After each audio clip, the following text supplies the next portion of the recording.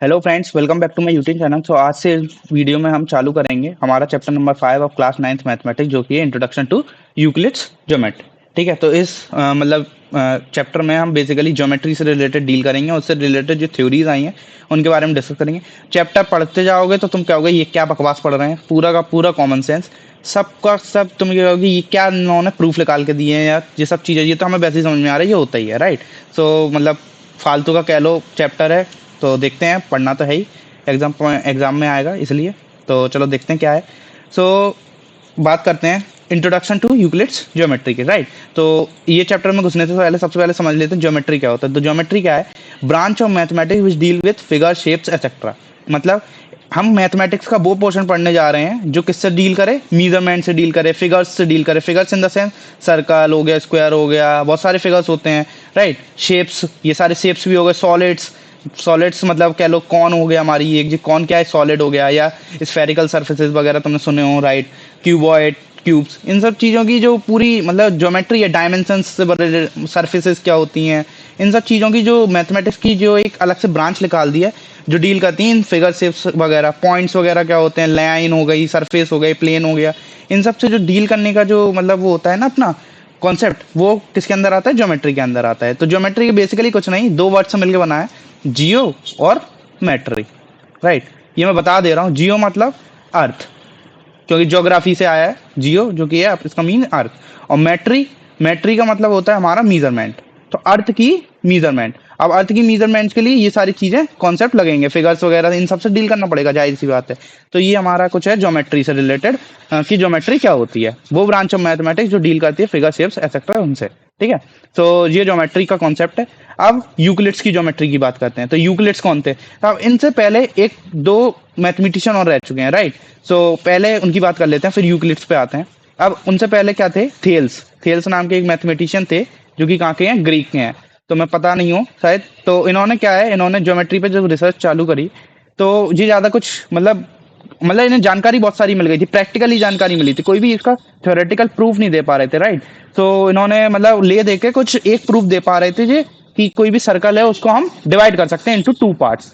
किसमें? Into two parts. कोई भी एक सर्कल को हम बाइसेक्ट कर सकते हैं, मतलब किसके, मतलब क्या, और जो बाइसेक्टर होगा वो क्या होगा हमारा, ये लाइन जो होगी इनटू टू पार्ट्स में, वो हमारी डायमीटर होगी, राइट। ये पता है हमें, लेकिन ये इन्होंने कुछ ले दे के प्रूफ कर पा रहे थे। ठीक है, फिर इनके साथ पाइथागोरस नाम के मतलब साइंटिस्ट, वो मैथमेटिशियन और रहे, जो इनके साथ टीम अप करी उन्होंने। पाइथागोरस सुना होगा, पाइथागोरस थ्योरम भी दिया है इन्होंने, अभी तक पढ़ते आ रहे होंगे। ठीक है, तो पाइथागोरस की पूरी टीम और ये सब ज्योमेट्री के ऊपर लगे रहे, इन्होंने बहुत सारी रिसर्चेस करी, बहुत सारी बुक्स लिखे।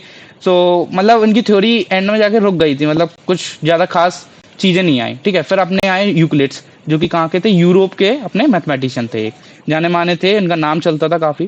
ठीक है, तो इन्होंने क्या करा, इन्होंने जो पाइथागोरस और जो थेल्स ने जो भी थ्योरीज दी थी, उन थ्योरीज को इकट्ठा किया, कुछ अपनी थ्योरीज लगाई। फिर इन्होंने इन सारी थ्योरीज के टोटल कितने 13 एलिमेंट्स बना दिए। ठीक है, या कह लो चैप्टर्स बना दिए, एक मतलब एक पूरा एलिमेंट्स बना दिए, उसके अंदर 13 चैप्टर बना दिए, ऐसा मान लो, राइट। ऐसा कुछ था। और हर एक चैप्टर को इन्होंने क्या बोल दिया, एक बुक बता दिया, कि हर एक चैप्टर एक बुक है ज्योमेट्री से रिलेटेड। सो ऐसा कुछ था, इन्होंने ये पता है। तो मैं कुछ, और इनने पहली बुक शायद एलिमेंट्स की कोई एक पहली बुक थी, उसमें इन्होंने कुछ 21 डेफिनेशंस दी थी, उसमें से मैंने कुछ लिख रखी हैं, बुक में दी भी हैं एनसीईआरटी की, उधर से पढ़ लेना, मैं बता देता हूँ। तो some definitions of book one of elements, जो एलिमेंट्स था उसका बुक वन मतलब चैप्टर वन कह सकते हैं। तो चैप्टर वन में कुछ डेफिनेशंस दी थी, टोटल 21 दी थी, उसमें से मैंने कुछ 7 लिखी हैं। तो वो देखते हैं। इन्होंने पहला पॉइंट क्या बोला, कि a point is that which has no part. देखो है, बिल्कुल कॉमन सेंस है। पॉइंट क्या है? पॉइंट ये है हमारा पॉइंट। अब मैं बड़ा बना दे रहा हूँ, दिख नहीं रहा होगा, वैसे पॉइंट तो कुछ नहीं, पॉइंट ये मैंने इतना सिंपल सा छोड़ दिया, ये पॉइंट है। ठीक है, तो पॉइंट क्या है? इन्होंने पॉइंट की डेफिनेशन दी, ऐसा पार्ट जिसका कोई पार्ट ना हो सके। मतलब पॉइंट क्या है? जिसको विभाजन ना करा जा सके, डिवाइड ना करा जा सके। मतलब जैसे अपन लोग साइंस में पढ़ते हैं एटम, एटम क्या है? जो फर्दर डिस्ट्रॉय मतलब डिवाइड ना हो सके, वो एटम होता है, सबसे स्मॉलेस्ट क्वांटिटी। वैसे ही मैथमेटिक्स में क्या है? पॉइंट है, इन्होंने ये बोला, राइट, पहला पॉइंट, जो कि कॉमन सेंस है। A line is breathless length. अपना रेक्टेंगल क्या होता है? ये होता है, अब ये ब्रेथ होती है, ये लेंथ होती है। अब ये ब्रेथ में 0 कर दूं, ठीक है, तो हमारा कैसा बन जाएगा? कुछ ऐसा बन जाएगा। तो इन्होंने क्या बोल दिया, लाइन क्या है? एक ब्रेथलेस मतलब लेंथ है। तो बस यही बोल दिया, ये भी कॉमन सेंस ही था। ठीक है, कुछ ज्यादा खास नहीं है, सब कॉमन सेंस है। The end of a line are points. अब एक लाइन है, ये रही लाइन। अब इन्होंने क्या बोला, कि जो लाइन के एंड पॉइंट्स हैं वो पॉइंट्स हैं, तो वो तो हमें भी पता है कि एक्चुअली लाइन पॉइंट्सों से मिलकर ही बनी है, बहुत सारे पॉइंट्स हैं उनको ज्वाइन कर दिया है इनफाइनाइट पॉइंट्स को, तो वो लाइन बन गई। तो उसके एंड पॉइंट्स, एंड वाले जो छोर होंगे वो भी पॉइंट्स ही होंगे। तो ये भी कॉमन सेंस को सब फालतू बातें बताई। देखो अब क्या बोला है, अ straight line is the line which lies evenly with the points on itself. यही मैंने बताया कि स्ट्रेट लाइन क्या होती है, ऐसी लाइन जो मतलब पॉइंट से मिलके बनी है। तो ये मैंने फोर्थ पार्ट पहले बता दिया, राइट। तो ये फोर्थ पार्ट था अपना। अब a surface is that which has length and breadth only. अब देखो इसमें लेंथ भी है ये रेक्टेंगल, और ये ब्रेथ भी है, मतलब 2 डायमेंशन को ये सरफेस बोल रहे हैं, ये अपनी 2 डायमेंशन है ना, तो ये क्या हो गई, रेक्टेंगल एक सरफेस हो गई, राइट।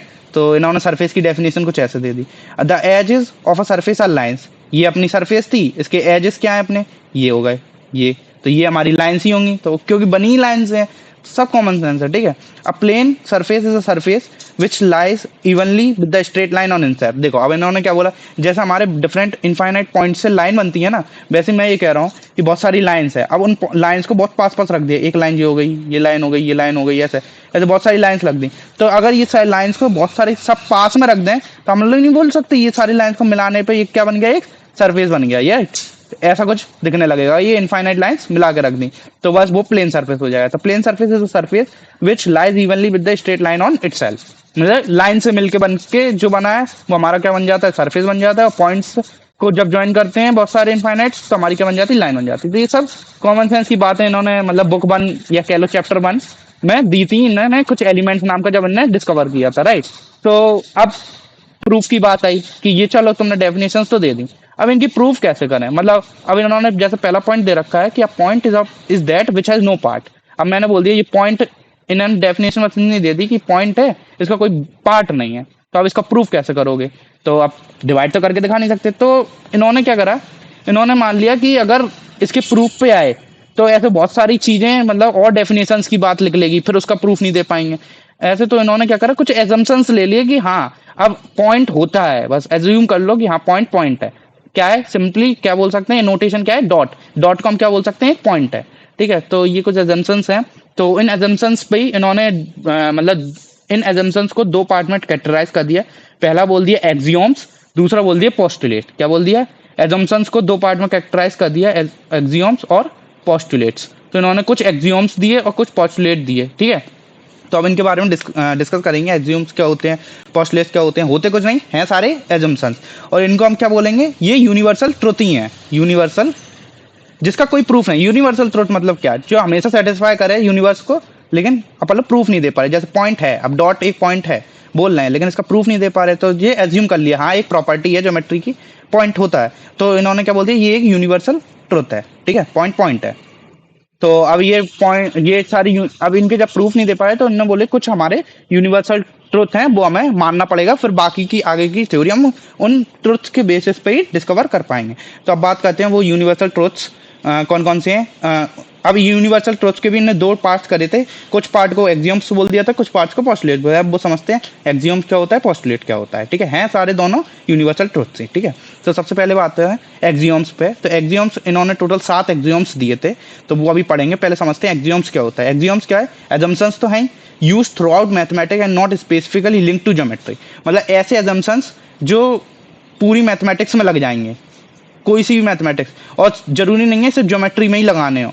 तो ऐसे एजम्पशंस जो ज्योमेट्री में ना लगते पूरी मैथमेटिक्स में लग जाए वो हमारे क्या बोलते हैं, एक्सियोम्स होते हैं, ठीक है। और पोस्टुलेट्स की बात करते हैं तो पोस्टुलेट्स अपने क्या होते हैं, ऐसे एजम्पशंस जो सिर्फ ज्योमेट्री में लगेंगे, राइट। जो मैथमेटिक्स में, पूरी मैथमेटिक्स में लगाना सही नहीं होगा, जो हमेशा सिर्फ ज्योमेट्री में लगेंगे वो हमारे पोस्टुलेट्स होते हैं। और हैं दोनों क्या है, यूनिवर्सल ट्रुथ्स ही। बस पोस्टुलेट्स क्या होते हैं, ज्योमेट्री के यूनिवर्सल ट्रुथ्स जो ज्योमेट्री में ही लगेंगे, और एक्सियोम्स क्या होते हैं जो पूरी मैथमेटिक्स, पूरी यूनिवर्स में लग जाएंगे। तो हैं दोनों यूनिवर्सल ट्रुथ्स ही, राइट है। इन्होंने एजम्पशंस ही मान लिए कि हाँ ऐसा होता है, अब इसके बेसिस पे हम आगे थ्योरी देंगे। अब इन्होंने क्या क्या एजम्पशंस माने हैं वो लिख दिए। तो 7 एज्यूम्स होते हैं अपने, इसमें पहला है, सारे कॉमन सेंस है, मानना भी बनना कॉमन सेंस ही सब कुछ नहीं है। पहला है हमारा things which are equal to something, same thing are equal to another thing. मतलब इन्होंने क्या बोला, ऐसी चीज जो 2 लोग जो किसी चीज के इक्वल है और वो चीज किसी और चीज के इक्वल है, तो वो दोनों चीज आपस में इक्वल होंगी। अब समझते हैं कैसे, जैसे a इक्वल टू बी है, राइट, और हमने बोल दिया b इक्वल टू सी भी है, तो कॉमन सेंस क्या बोलता है, अगर a b के बराबर है, b c के बराबर है, तो क्या बोलता है a c के बराबर भी रहा होगा। जैसे एक एक कोई भी मान लो ए हमारी 5 सेंटीमीटर की लेंथ है, ठीक है। बी, अब मैंने बोला ए बी के बराबर है, तो हमारा क्या हो गया, बी भी 5 सेंटीमीटर की लेंथ है।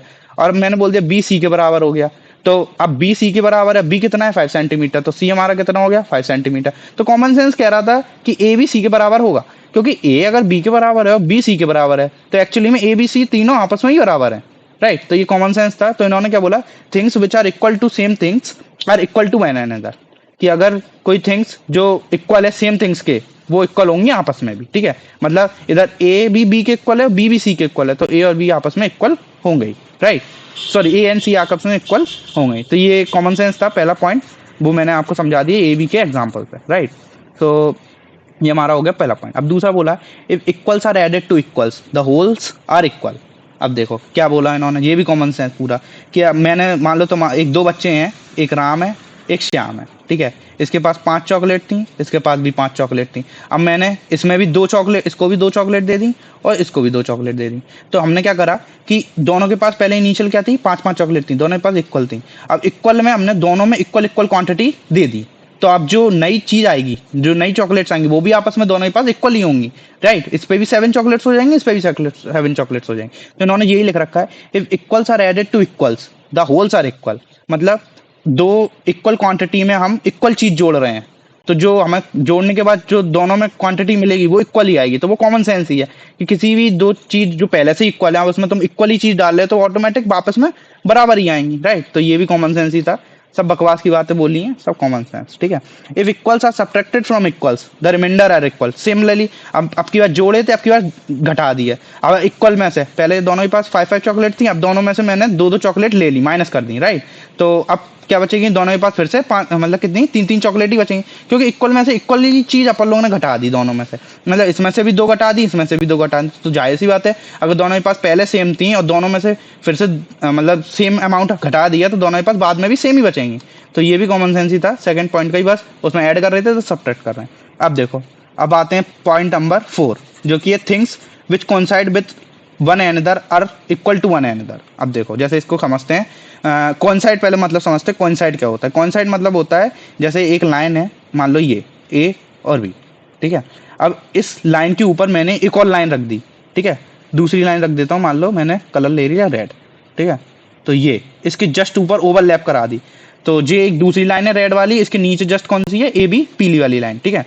सो अब ये जो रेड वाली लाइन है वो पीली वाली लाइन के ऊपर बिल्कुल बिछ गई, ओवरलैप हो गई, तो इसी को क्या बोलते हैं हम, टर्म बोलते हैं कोइंसाइड, कि जो लाल वाली लाइन है वो पीली वाली लाइन के ऊपर क्या है, कोइंसाइड कर रही, दोनों लाइन आपस में कोइंसाइड कर रही, मतलब एक दूसरे के ऊपर है, ठीक है। अगर अब कोई भी चीज है वो एक दूसरे के साथ बिल्कुल कोइंसाइड कर रही है, तो वो जाहिर सी बात है दोनों आपस में बराबर ही हैं। जैसे लाल वाली लाइन और पीली वाली लाइन एक दूसरे पे कोइंसाइड कर रही हैं, तो जो अगर ए बी पीली वाली लाइन की जो लेंथ है अगर 5 सेंटीमीटर होती है, और जो लाल वाली लाइन भी इसी के ऊपर कोइंसाइड कर रही है, इसका मतलब जो लाल वाली लेंथ है इसकी भी लेंथ कितनी होगी, 5 सेंटीमीटर ही होगी, राइट। तो ये था पॉइंट नंबर 4, ये भी कॉमन सेंस ही है, कुछ ज्यादा खास नहीं। अब the whole is greater than a part, ये तो और महाबकवास। देखो मैं बताता हूँ क्या इन्होंने क्या बोला, कि होल चीज हमेशा पार्ट से बड़ी होती है, तो सही बात है। अब मैंने ये बोला, एक हमारे पास केक है, ठीक है, ये हमारा पास केक है। अब केक में से तुमने मतलब 1/4 1/4 हिस्सा, मान लो ये वाला, ठीक है, कौन सा, ये वाला हिस्सा, ये बाहर निकाल लिया। अब ये केक तो पूरा है, तो हमेशा जो पूरी चीज है वो उसके पार्ट से तो बड़ी होगी। मतलब क्या कह रहे हैं ये, the whole is greater than the part, ये हमारा क्या है, पार्ट है, किसका, इस होल क्वांटिटी का, तो ये होल हो गई, तो ये होल हमेशा पार्ट से बड़ा होगा। तो ये तो कॉमन सेंस है कि केक में से तुमने कुछ छोटा हिस्सा निकाला, तो वो छोटा हिस्सा निकाला तो केक में से ही है, तो केक तो हमेशा वो छोटे हिस्से से बड़ा ही होगा, राइट। तो होल हमेशा पार्ट से तो उसके पार्ट से तो बड़ा ही होगा, तो ये भी बिल्कुल कॉमन सेंस था। सब समझ में आ रहा होगा, मेरे हिसाब से कोई दिक्कत नहीं होनी चाहिए, राइट। अब बात करते हैं point number 6, things which are doubles of the same things are equal to one another. देखो ये भी कॉमन सेंस, मतलब things which are double of the same thing. Same thing मतलब मान लो एक एक्स है क्वांटिटी, एक और एक्स है, दोनों सेम थिंग है। अब हमने क्या करा, इसको डबल कर दिया, इस एक्स को भी डबल कर दिया, इस एक्स को भी डबल कर दिया, तो ये क्या हो जाएगा, 2x हो जाएगा, ये भी 2x हो जाएगा, तो ये बाद में भी क्या हो जाएंगे, सेम हो जाएंगे। तो यही लिखा है कि things which are doubles of the same things, मतलब ये दो सेम थिंग्स थी, मतलब ये भी एक्स और ये एक्स दोनों आपस में इक्वल है। अब इन दोनों डबल कर दिया, तो ये बाद में भी डबल करने के बाद दोनों इक्वल ही होंगे, राइट। तो ये तो कॉमन सेंस है। होंगे ही। अब इसमें क्या बोला, सिमिलरली इसी का उल्टा केस है, अब डबल ना करके डिवाइड कर रहे हैं, तो मतलब अब क्या क्या कर दिया, इसको आधा कर दिया, इसको भी आधा कर दिया, तो दो सेम क्वांटिटी को अगर दोनों को ही आधा कर दिया तो जाहिर सी बात है जो बाद में जो क्वांटिटी आएगी नई x/2 वो भी आपस में इक्वल ही होंगी, तो वो भी ये बिल्कुल कॉमन सेंस ही है, राइट। तो ये 7 कॉमन सेंस है, और ये ऐसे कॉमन सेंस है जो यूनिवर्सल ट्रूथ है, मतलब ये मैथमेटिक्स की बात नहीं कि कोई भी चीज लगा लो ज्योमेट्री से रिलेटेड नहीं, कोई पूरी मैथमेटिक्स पूरी वर्ल्ड जहां भी लगाना है वो वहां लगेंगे ही लगेंगे, क्योंकि इसमें कुछ बात ही ऐसी लिखी है ये। तो ये मेरे हिसाब से इन्होंने 7 एग्जाम्स दिए थे, पता नहीं इन्होंने क्या नया निकाला, बाकी ये तो कॉमन सेंस था, ठीक है। अब बात करते हैं 5 पोस्टुलेट्स जो इन्होंने दिए थे। ये कौन से अजम्पशंस हैं इन्होंने माने थे, जो ज्योमेट्री पे ही लागू होंगे, राइट, मतलब पूरी हर जगह नहीं लगेंगे। तो इन्होंने पहला पोस्टुलेट दिया, अ straight line may be drawn from any point two any other point. तो देखो ये भी कॉमन सेंस ही है, कैसे, अब सपोज अपने पास एक पॉइंट है, तो इस एक पॉइंट से कितनी लाइन बनेगी, इनफाइनाइट लाइन बनेगी, एक लाइन ये बनेगी, एक लाइन ये बनेगी, एक लाइन ये बनेगी, एक लाइन ये बनेगी, ऐसे इनफाइनाइट एक लाइन ये बन जाएगी, ऐसे इनफाइनाइट बहुत सारी लाइंस बन जाएंगी एक पॉइंट से। लेकिन अगर मैंने बोल दिया कि एक पॉइंट ये है और एक पॉइंट ये है, अब इन दो पॉइंट से पास होने वाली लाइन बनाओ, तो कॉमन सेंस क्या कह रहा है कि इन दो पॉइंट से पास होने वाली लाइन तो एक ही बनेगी, इसमें एक से ज्यादा लाइन नहीं बना सकते, राइट। ऐसे सिर्फ एक ही लाइन बनेगी दो पॉइंट से पास होने वाली। तो इन्होंने पहला पॉइंट यही लिखा है, इन्होंने पहला पॉइंट क्या लिखा है कि अ straight line may be drawn from any one point two any other point, मतलब एक पॉइंट से अगर तुमने स्ट्रेट लाइन ड्रॉन करी है तो वो दूसरे पॉइंट पे ही जाके रुकेगी, राइट। सो मतलब एक लाइन तो बनती है बहुत सारे पॉइंट से, लेकिन मिनिमम 2 पॉइंट ही चाहिए कि लाइन को फिक्स करने के लिए, मतलब एक पॉइंट से तो बहुत सारी लाइन बनेंगी, लेकिन एक यूनिक लाइन चाहिए जो मतलब फिक्स हो जाए, जैसे यही लाइन फिक्स हो जाए और कोई लाइन ही नहीं बने, तो हम क्या बोलेंगे, इस पॉइंट एक पॉइंट ये दोनों पॉइंट को मिला दो तो हमारी ये लाइन बन जाएगी। अब इन दो पॉइंट से जाने वाली सिर्फ एक ही लाइन होगी, तो ये बिल्कुल कॉमन सेंस वाली बातें चल रही है बिल्कुल। अब देखो, a terminated line can be produced infinitely, infinitely नहीं, इनडेफिनेटली। तो इन्होंने क्या बोला, टर्मिनेटेड लाइन, टर्मिनेटेड मतलब रुकी हुई चीज। तो जैसे हमारी एक लाइन है ये, राइट, ये ए और बी, ए भी हमारी एक लाइन है, अब ये रुकी हुई लाइन है, तो इन्होंने क्या बोला कि इस लाइन को हम आगे भी बढ़ा सकते हैं। तो जाहिर सी बात है बढ़ा क्यों नहीं सकते, स्केल रख के यहाँ से आगे खींच देंगे तो हमारी लाइन आगे और बढ़ जाए। और ये कितनी आगे बढ़ा सकते हैं, अगर जितना बड़ा जगह है उतनी बड़ी बढ़ा सकते हैं, जगह कितनी अपने पास, इनफाइनाइट स्पेस है, तो इसलिए क्या है, इनडेफिनेटली कितनी क्वांटिटी बढ़ाना चाहते हो उतनी क्वांटिटी तुम बढ़ा सकते हो, राइट, इधर से ही बढ़ा सकते हो, इधर से ही बढ़ा सकते हो। तो ये भी कॉमन सेंस ही लिखा था, टर्मिनेटेड लाइन मतलब रुकी हुई line can B produce indefinitely, तो हम बढ़ा ही सकते हैं, जाहिर सी बात है, इसमें तुम नया क्या बता रहे हो, राइट। सो ये हमारा तो ठीक है। अब बात करते हैं point number 3, a circle can be drawn with any centre and any radius. अब एक सर्कल है, उसको तुम कहीं से कोई भी सेंटर कोई भी रेडियस का बना सकते हो, तो ये भी कॉमन सेंस ही है, हम सेंटर ये भी ले सकते हैं, ये सेंटर मान के सर्कल बना दिया, ये सेंटर मान के सर्कल बना दे, हमें ये इधर से हमें इधर जगह भी नहीं, हमने इधर सेंटर मान के सर्कल बना दिया। अब ये सर्कल, अब मैंने सेंटर जैसे फिक्स कर दिया, ये सेंटर से हम सर्कल बनाना है, तो ये सेंटर जरूरी है, मैं कैसा भी सर्कल बना सकता हूँ, इतना छोटा ही बना सकता हूँ, बड़ा भी बना सकता हूँ, और बड़ा बना सकता हूँ, और बड़ा बना सकता हूँ। तो अपने ऊपर है कि a circle can be drawn with any centre, मतलब सर्कल हम कहीं भी और कितनी भी साइज का बना सकते हैं। रेडियस अपनी क्या होती है, ये होती है, कितनी भी लेंथ का सर्कल बना सकते हैं, कितनी भी रेडियस का सर्कल बना सकते हैं, कितनी भी रेडियस का सर्कल बना सकते हैं, राइट। तो ये था हमारा पॉइंट नंबर 3 जो कि बिल्कुल बकवास लिखा था, जो कि बिल्कुल होता ही है, राइट। तो हमने अभी तक पहला दूसरा और तीसरा तीनों पॉइंट देख लिए। चौथा point, all right angle are equal to one another. तो इसमें पता नहीं इन्होंने क्या नया बोला कि एक जैसे राइट एंगल क्या होता है अपना 90 डिग्री, राइट। तो कोई भी राइट एंगल ले लो, ये राइट एंगल हो गया, ये हमारा राइट एंगल हो गया, टेढ़ा राइट एंगल ले लो, ये राइट एंगल हो गया, राइट, ऐसा राइट एंगल ले लो।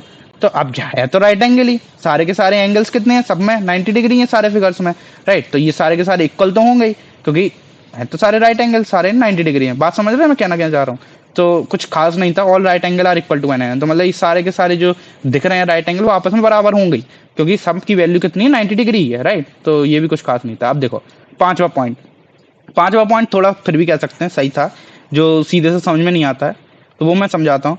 If a straight line following on two straight line, जैसे हमारी एक स्ट्रेट लाइन ये हो गई, एक स्ट्रेट लाइन ये हो गई, ठीक है, ठीक है, मान लो ऐसी ले लो, कुछ ऐसी स्ट्रेट लाइन हो गई ऐसे, ठीक है। अब एक स्ट्रेट लाइन है following on two straight line, हमने मान ली ये स्ट्रेट लाइन फॉलो हो रही है इस पे, दो स्ट्रेट लाइन पे, मेक्स द इंटीरियर एंगल। अब एंगल समझते हैं, जो इस स्ट्रेट लाइन, इन लाइंस के नाम दे देता हूँ जिससे दिक्कत ना है। एल हो गई ये लाइन हमारी, ये एम हो गई हमारी लाइन, एन हो गई, राइट। तो एम एन एल, तो एल हमारी एम और एन पे इंटरसेक्ट कर रही है। कौन कौन से पॉइंट इंटरसेक्शन क्या है, ये और ये वाले, ठीक है। अब इस एल ने इस एम लाइन पे चार एंगल बनाए, कौन कौन से? एंगल 1, 2, 3, 4, ये चार एंगल बनाए। इसमें 1 और 2 है ना, 1 और 2 वाले एंगल वो हमारे कौन से हो गए? एक्सटीरियर एंगल, क्योंकि ये लाइन के बाहर बने हैं, एक्सटीरियर। और जो हमारे 3 और 4 वाले एंगल हैं वो हमारे क्या हो गए? इंटीरियर, क्योंकि लाइन के अंदर बने, राइट। तो ये हमारे होते हैं एक्सटीरियर एंगल और इंटीरियर। तो इन्होंने क्या बोला कि कोई भी दो लाइन पे अगर कोई एक लाइन जैसे इधर एल मतलब फॉल करेगी तो makes the interior angle on the same side. तो अब देखो इधर भी ये भी एंगल है, ये भी एंगल है, ये इसका नाम दे देता हूँ 5, इसका दे देता हूँ 6, ये हो गया हमारा 7, ये हो गया हमारा 8। तो इसमें इंटीरियर एंगल्स कौन कौन से हो गए? 3, 4 और 5 और 6। 3, 4, 5, 6 हमारे कौन से हो गए? इंटीरियर एंगल्स हो गए, राइट। ऐसी 7, 8 और 1, 2 ये हमारे कौन से हो गए? एक्सटीरियर एंगल्स हो गए, ठीक है। अब कोई भी दो interior angles in the same side. अब एल लाइन के लेफ्ट हैंड साइड पे जितने भी एंगल्स हैं वो सारे के सारे क्या हैं? सेम साइड पे हैं। एल लाइन के राइट हैंड साइड पे मतलब इस पोर्शन में जितने भी एंगल्स हैं मतलब कौन से? 1, 4, 6 और 8 ये सारे के सारे हमारे कैसे हो गए? मतलब एंगल्स हो गए जो सेम साइड पे हैं, मतलब ये सारे के सारे एल आर एच एस में, और इधर लेफ्ट हैंड वाले सारे सारे एल एच एस में, जैसे 2, 3, 5, 2, 5, 7 ये सारे सारे on the left hand side वाले हैं, मतलब इनको बोलेंगे हम सेम साइड पे हैं, राइट। सो ये सारे जो एंगल्स हैं उसमें भी कौन से? इंटीरियर एंगल्स, मतलब 3 और 5 जो कि सेम साइड पे हैं। तो सेम साइड पे अपने कौन कौन से एंगल हैं? 3 और 5। और इधर आरएचएस की बात करें तो इधर सेम साइड पे कौन से एंगल है? 4 और 6। और जो 3 और 5 ही क्यों लिए? क्योंकि ये दोनों क्या है? इंटीरियर एंगल्स हैं, और 4 और 6 क्या है? अपने इंटीरियर एंगल्स हैं। तो एंगल 3 और एंगल 5 का जो सम है, इन्होंने क्या बोला? इन दोनों का जो सम है एंगल 3 और एंगल 5 का, अगर वो लेस देन होता है अपना 180 से, तो इन्होंने बोला कि ये जो लाइन्स है ना वो आगे अगर एक्सटेंड करेंगे तो क्या होगी? आपस में इंटरसेक्ट होगी। अब देखो ये बिल्कुल कॉमन सेंस वाली बात लिखी है, मैं अच्छे से समझाता हूँ तो मैं अच्छे से समझ में आएगा। पहले स्टेटमेंट इनका समझ में आ गया कि क्या कहना चाह रहे हैं। इन्होंने बस इतना बोला कि एक हमारी लाइन ये है, एक हमारी लाइन ये है, मान लो, ठीक है। अब एक लाइन इसके ऊपर और गिर गई। अब हमारी सेम साइड पे एंगल कौन से? Interior angle. तो इंटीरियर एंगल हमारे सेम साइड पे मान लो ये और ये हो गए, एंगल 1 हो गया या एंगल 2 हो गया। अगर एंगल 1 प्लस एंगल 2 का सम लेस देन और इक्वल टू कितना है?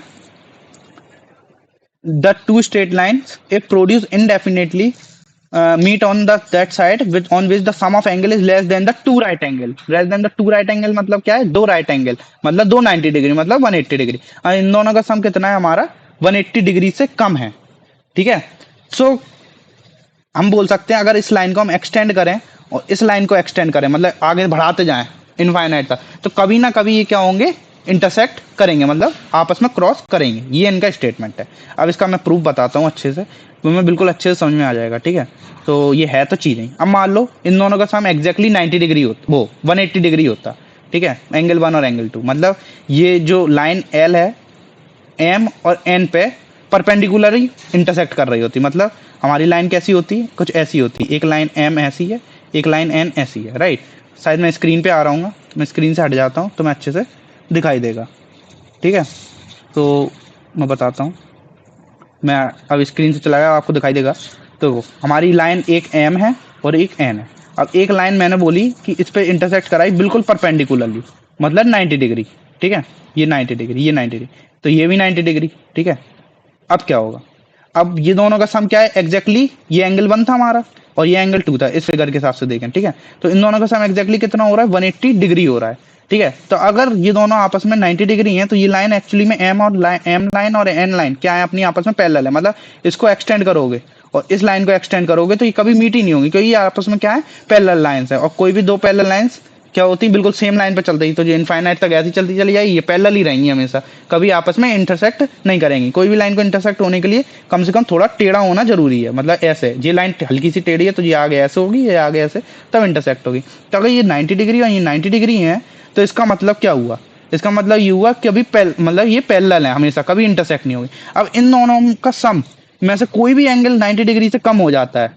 मतलब ये हमारा अभी ऐसा केस था, 90 डिग्री था, अब मैं ऐसा कर दूं, राइट, ऐसा कर दूं, मतलब अपन लोगों ने एंगल दे दिया इसको, जी 90 डिग्री से कम हो गया, एक्यूट एंगल बोलते हैं जिसको, पता हो आगे डिस्कस करेंगे जब लाइंस वाले चैप्टर में। तो अगर मैंने हल्का सा भी ये लाइन को 90 डिग्री से कम कर दिया तो मतलब क्या हो जाएगा? इन दोनों एंगल का सम जो कितना हो जाएगा? 180 से कम हो जाएगा। एक्सट्रीम केस हमारा ये है कि जब जिन दोनों का सम कितना होगा, नहीं 180 डिग्री के बराबर, जब 180 डिग्री के बराबर आएगा तब ये लाइन आपस में पैरेलल हो जाएंगी, मतलब इनफाइनाइटली ये चलती जाएंगी पैरेलल लाइन से, कभी मीट नहीं होगी। अब इन दोनों का सम क्या हो गया हमारा, क्या कहते हैं 180 से कम हो गया, तो मतलब ये लाइन कैसी हो जाएगी, हल्की सी टेढ़ी हो जाएगी, ये ऐसी ना जाके अब लाइन कैसी जाएगी, ऐसी जाएगी, तभी तो ये एंगल अब क्या हो जाएगा 90 डिग्री से लेस देन कम हो जाएगा। और तो अगर 90 डिग्री से ये एंगल कम हो गया, मतलब इन दोनों का सम जो है वो 180 से कम हो जाएगा, तो 180 से कम हो जाएगा तो हमारी लाइंस कुछ ऐसी हो जाएगी और ऐसी हो जाएगी, और जब इसको इनफाइनाइटली आगे मीट करेंगे तो आपस में जाहिर सी बात है इंटरसेक्ट करेगी करेगी।